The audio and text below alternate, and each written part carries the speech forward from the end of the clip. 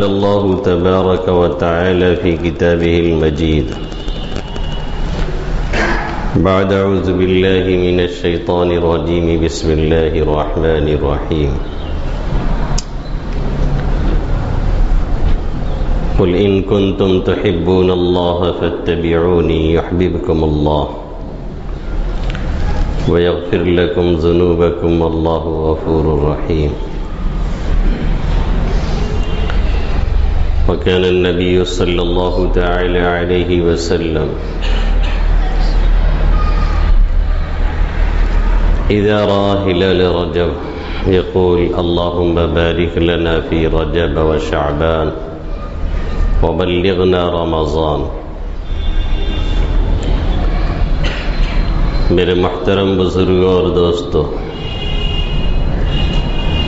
میرے غیور نوجوان ساتھیوں، یہ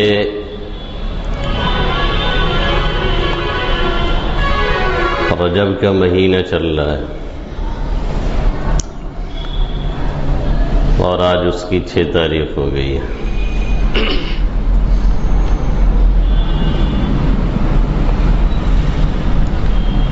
اور قریب ہے کہ رمضان المبارک کے مبارک مہینے میں ہم پہنچ جائیں۔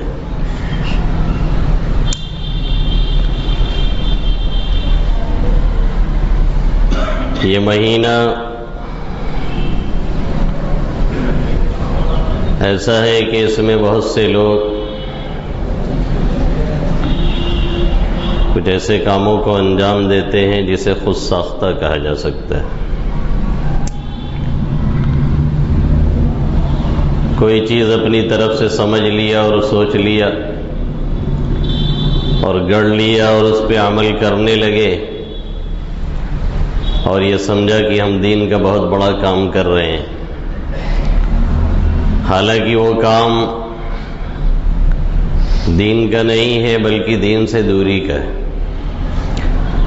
وہ کام آقا مدنی صلی اللہ علیہ وسلم کا نہیں ہے بلکہ آپ سے دور کرنے والا ہے۔ وہ کام دنیا میں بھی آخرت میں بھی نجات کا نہیں بلکہ رسوائی کا سبب بننے والا ہوتا ہے۔ اس رجب کے مہینے میں یہی ایک دعا اللہ کے حبیب صلی اللہ علیہ وسلم سے ثابت ہے کہ رجب کا جب مہینہ شروع ہوتا تو آپ صلی اللہ علیہ وسلم یہ دعا پڑھا کرتے تھے، اللہم بارک لنا فی رجب وشعبان وبلغنا رمضان۔ اللہم بارک لنا فی رجب وشعبان وبلغنا رمضان۔ اے اللہ، رجب اور شعبان میں ہمارے لیے برکت رکھ دیجئے، دونوں مہینہ ہمارے لیے برکت بابرکت بنا دیجئے اور ہمیں رمضان تک پہنچا دیجئے۔ یعنی رمضان کی آمد سے بہت پہلے آپ صلی اللہ علیہ وسلم یہ دعا مانگ رہے ہیں کہ یہ دونوں مہینہ سلامتی سے گزرے، خیرات و برکات لے کر کے چلتا رہے اور یہ سلسلہ چلتے چلتے ہمیں رمضان ملے تاکہ ہم اس کی نعمتوں سے مالا مال ہوں، تاکہ ہم اس میں جو خیرات اور برکات اللہ کی طرف سے نازل ہوتی نہیں بلکہ موسلادھار بارش کی طرح سے برستی ہیں ہمیں اور آپ کو وہ ملے۔ یہ دعا پڑھتے تھے آپ صلی اللہ علیہ وسلم۔ اس سے معلوم یہ ہوا کہ یہی دعا سنت ہے اور صحیح حدیث سے ثابت بھی ہے، اسے پڑھنا چاہیے۔ اب تک ہم نہیں پڑھے ہیں تو آج پڑھ لیں، اللہم بارک لنا فی رجب وشعبان وبلغنا رمضان۔ اے اللہ، ہمارے لیے رجب اور شعبان میں برکت عطا فرما اور ہمیں رمضان المبارک کا مہینہ عطا فرما، وہاں تک ہمیں پہنچا دے۔ یہ ایک عمل ہے جو اس مہینے میں آقا مدنی صلی اللہ علیہ وسلم سے ثابت ہے۔ یہی ایک عمل ہے جس کو ہمیں اور آپ کو کرنا ہے اور بہت ہی مختصر ہے، یعنی دھیان سے یاد کر کے پڑھ لینا ہے بس، اور خود نہیں یاد ہو تو بہت یاد کرانے والے بھی الحمدللہ بھی مل جاتے ہیں۔ ابھی زمانہ ایسا ہے کہ بہت سے لوگ اس طرح کی باتیں بتانے اور کہنے والے مل جایا کرتے ہیں۔ قدر کرنی چاہیے، ورنہ ایک زمانہ ایسا بھی آ جاتا ہے کہ کوئی اچھی بات بتانے والا بھی نہیں ملتا ہے۔ بعض علاقوں کا حال یہ ہے کہ وہاں پہ کلمہ بھی کوئی بتانے والا نہیں، وہاں پہ ان کو خبر ہی نہیں ہے کہ آپ صلی اللہ علیہ وسلم کون ہیں، کہاں پہ آئے، آپ کی آمد کا مقصد کیا، اور آپ کہاں پہ تشریف فرما ہیں، کہاں پہ مدفون ہیں، کچھ پتہ نہیں بیچاروں کو۔ تو یہ دعا آقا مدنی صلی اللہ علیہ وسلم پڑھا کرتے تھے، اور پڑھنا چاہیے ہر ایک کو۔ اس کے علاوہ جو اور باتیں اس مہینے میں کی جاتی ہیں ان کی کوئی اصل نہیں ہے، یہ اپنی طرف سے گڑی ہوئی کچھ باتیں ہیں جو چلائی جا رہی ہیں اور جسے آگے بڑھانے کی کوشش کی جا رہی ہے۔ اور مشکل یہ ہے کہ پیپر والے بھی انہی کا مضمون اٹھاتے ہیں جو خرافات پہ مبنی ہوتا ہے، وہ چاہے آپ کا اردو سہارا ہو اور چاہے انقلاب ہو۔ یہ عام مزاج کے اعتبار سے پیپر میں خبریں چھپتی ہیں، وہ دیکھتے ہیں کہ لوگ کیا پڑھنا چاہتے ہیں اور کیا دیکھنا چاہتے ہیں، اسی اعتبار سے وہ خبر دیتے ہیں۔ یہ انقلاب یہ بھی اسی دینک والے کا ہے، وہی خبر آپ دیکھیں گے تو آپ انقلاب میں دوسری ہوگی، اور وہی دینک میں دیکھیں گے تو بالکل اس کے اپوزٹ ہوگی، کیونکہ دینک پڑھنے والا کوئی اور ہے اور انقلاب پڑھنے والے ہم جیسے بیوقوف لوگ ہیں، اس لیے اسی اعتبار سے اس میں خبر دی جاتی ہے۔ ان کو کمائی کرنا ہے، اسی اعتبار سے خبر لگا کر کے وہ چلاتے ہیں۔ بہرحال کون کیا اخبار خریدتا ہے نہیں خریدتا ہے، میں تو کوئی یہاں کسی کے سپورٹ میں یا مخالفت میں تو بیٹھا نہیں ہوں۔ تو اس طرح کی باتیں ان سب پیپر میں زیادہ دیکھنے اور سننے کو ملتی ہیں۔ اسی میں سے ایک کیا ہے، بہت سے لوگ شب معراج مناتے ہیں، یعنی معراج کی رات، اور اس کو بڑی فضیلت والی رات سمجھتے ہیں، اور یہ سمجھتے ہیں کہ اس رات میں جاگنا اور عبادت کرنا یہ بڑی اہمیت کا حامل ہے۔ بعض لوگ اس رات کو شب قدر سے بھی بہتر مانتے ہیں۔ خود شیخ تقی عثمانی حفظہ اللہ تعالی نے لکھا ہے کہ ہم نے ایک کتاب میں پڑھا تو اس میں لکھا ہوا تھا کہ اس رات کی فضیلت شب قدر سے بڑھی ہوئی ہے، نعوذ باللہ۔ اب بتائیے کہاں شب قدر کی فضیلت، جس کے بارے میں قرآن میں پوری ایک سورت اللہ نے سورہ لیلۃ القدر نازل فرمائی۔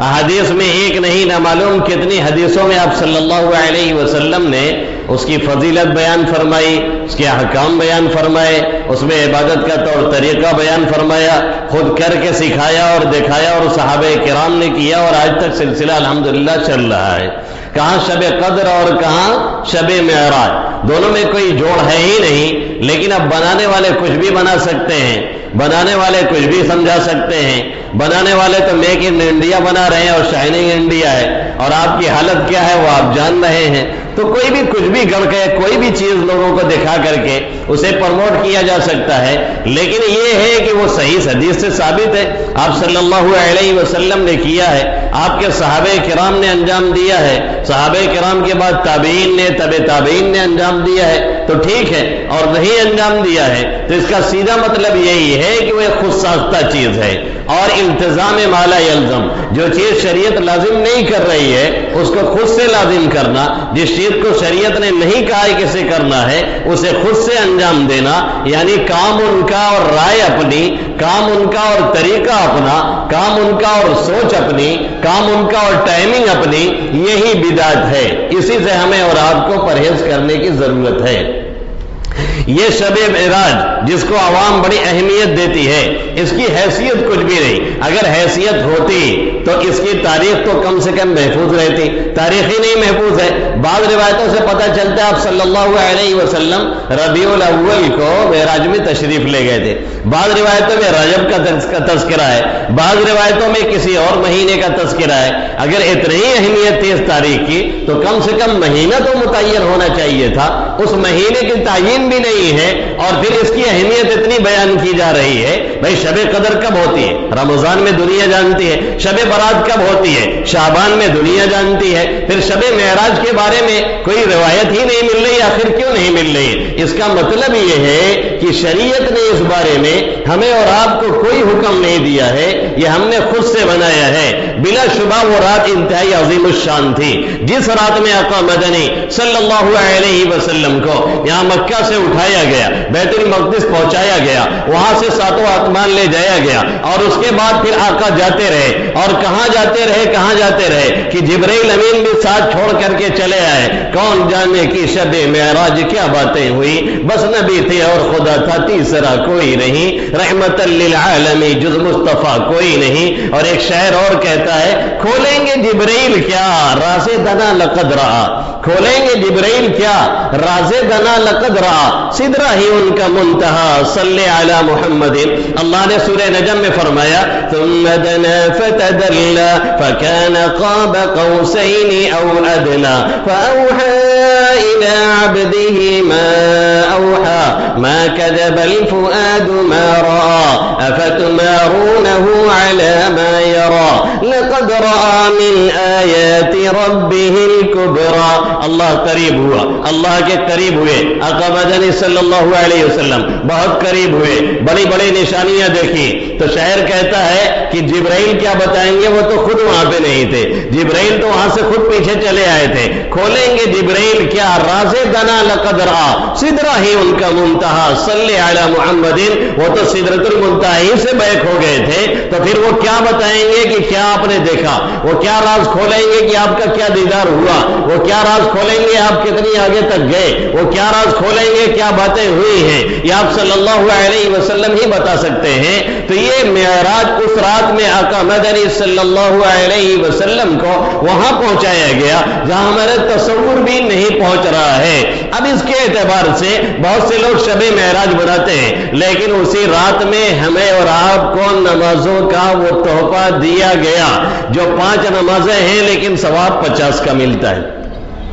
50 نمازیں دی گئی تھی، موسیٰ علیہ السلام پہ قربان جائیے، انہوں نے واپس بھیجا، کہنے لگے ہماری قوم پہ تو 2 ہی نماز تھی، سفری ہی نہیں، 50 نماز آپ کی امت کہاں سے پورا کرے گی، اس لیے جائیے کم کرا کر کے آئیے۔ آقا مدنی صلی اللہ علیہ وسلم گئے، 5 کم کر دی گئی، 45 لے کر کے آئے۔ حضرت موسیٰ نے پوچھا کچھ ہوا، کہیں ہاں 5 کم کر دی گئی، کہنے لگا ابھی بات بننے والی نہیں ہے، جائیے اور کم کرا لیجیے۔ کرتے کرتے یہاں پہنچے کہ 5 پہ آ گئے، کہنے لگے جائیے اور کم کرا لیجیے۔ کاش کی فجر اور ایسا اور کم ہوئے گی تو ٹھیک آ جاتا ہے۔ کرتے کرتے وہ 5 پہ لا کر کے رہ گئے۔ اس کے بعد آپ صلی اللہ علیہ وسلم نے کیا فرمایا، اب مجھے جاتے ہوئے شرم لگتی ہے، بہت کم ہو چکی ہے۔ اللہ نے آخر میں کہہ دیا، اے محمد عربی صلی اللہ علیہ وسلم، هذه 5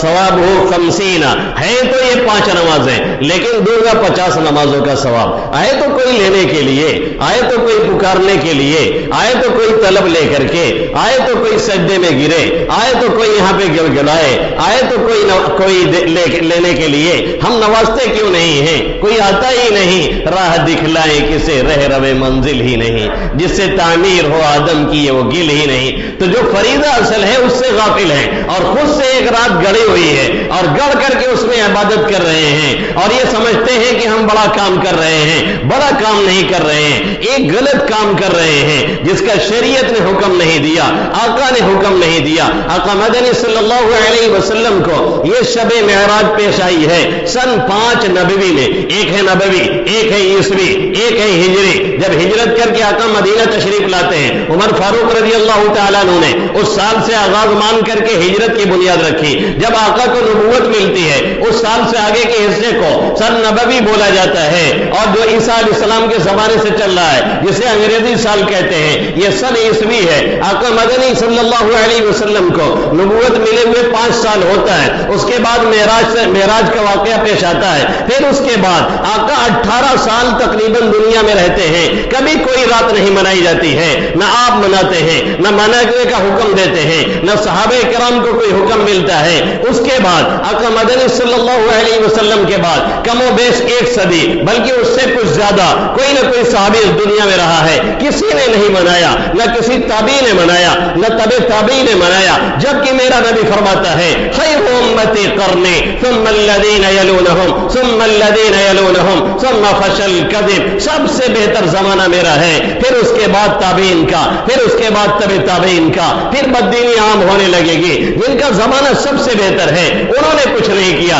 اگر کوئی یہ کہے ہم ہم صحابہ سے زیادہ ذوق عبادت رکھتے ہیں، اگر کوئی یہ کہے ہم تابعین سے زیادہ ذوق عبادت رکھتے ہیں، ہمیں چسکا اور چربا زیادہ ہے، تو یہی کہا جائے گا کہ آپ کا اسکرو گڑبڑ ہو گیا ہے، اس لیے آپ اس طرح کی باتیں کر رہے ہیں، کہیں اور کا ٹکٹ کٹوا لیجئے اور اس طرح کی باتیں مت کیجئے۔ جو صحابہ کرام کی علمی گہرائی تھی اور جو ان کے جذبات تھے اور جو ان کے اعمال تھے، ایک ایک باتوں میں مر مٹنے کا جذبہ ان کے اندر جو پایا جاتا تھا وہ ہمارے اور آپ کے اندر نہیں ہے، پھر بھی انہوں نے اس رات کا کوئی اہتمام نہیں کیا جاگنے کا۔ معلوم یہ ہوا کہ اس رات کی کوئی اہمیت اور حیثیت نہیں ہے۔ ہاں، ہر رات میں تہجد کی فضیلت ہے جس میں اللہ سمائے دنیا پہ نزول کرتا ہے، یعنی رحمت اتر کر کے ایک طرح سے آتی ہے، اور اللہ فرماتا ہے حل من مستغفر فاغفر له، ہے کوئی مغفرت کا طالب میں اس کی مغفرت کر دوں، حل من مسترزق فارزق له، ہے کوئی رزق کو چاہنے والا میں اسے رزق عطا کروں، ہے کوئی صحت کو چاہنے والا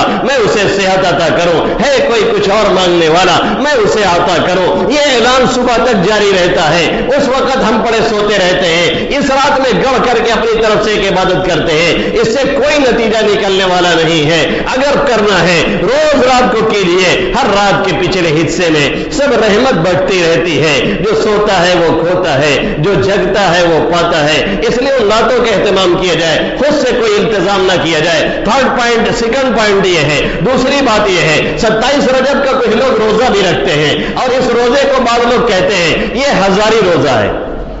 یعنی ایک روزے کا ثواب 1000 کے برابر ملے گا، یعنی رمضان سے بھی آگے لوگ نکل گئے ہیں، ایک روزے کا ثواب 1000 روزے کے برابر۔ ایسی کوئی حدیث صحیح ثابت نہیں ہے جس میں رجب کے 27 رجب کے روزے کا ثبوت ٹھیک سے ملتا ہو، بلکہ عمر فاروق رضی اللہ تعالیٰ عنہ کے دور خلافت میں جب انہیں یہ معلوم ہوا کہ رجب کے 27 رجب کو لوگ اہتمام کے ساتھ روزہ رکھتے ہیں، تو درہ اور کوڑا لے کر کے نکلے اور جا کر کے جتنے لوگ روزہ سے تھے سب کا روزہ توڑوایا، اور اپنے سامنے کہتے تھے کھاؤ نہیں تو کوڑا لگے گا، اور سب لوگ پانی پی پی کر کے روزہ توڑتے جاتے تھے۔ یہ ایک عمل انہوں نے کیوں کیا؟ عمر فاروق رضی اللہ تعالیٰ عنہ نے اپنے اس عمل کے ذریعے سے ہمیں اور آپ کو یہ پیغام دیا اور یہ سمجھانے کی کوشش کی کہ دین وہ ہے جو اللہ کے نبی نے فرمایا ہو، دین وہ ہے جس کا اللہ نے حکم دیا ہو، دین وہ ہے جو صحابہ کرام نے کر کے دکھایا ہو، دین وہ ہے جو شروع میں کیا گیا ہے،